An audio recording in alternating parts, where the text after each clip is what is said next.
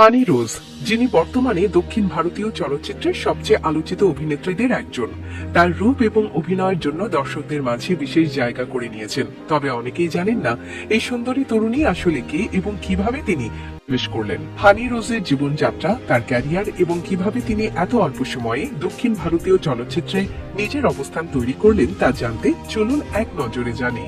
হানি রোজ জন্মগ্রহণ করেছিলেন ভারতের একটি ছোট্ট শহর এবং তার প্রথম জীবনের অভিজ্ঞতা ছিল অন্যান্য সাধারণ।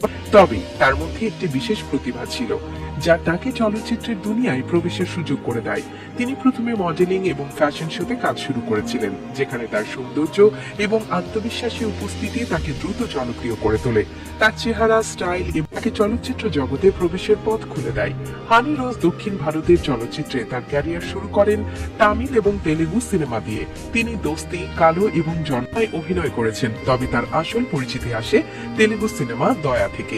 এই সিনেমায় তার অভিনয় দর্শকদের নজর কাড়ে এবং তিনি তার ক্যারিয়ারে একটি নতুন উচ্চতায় অভিনয়ের পাশাপাশি তার সুন্দর চেহারা এবং গ্ল্যামার তাকে আরো বেশি জনপ্রিয় করে তোলে।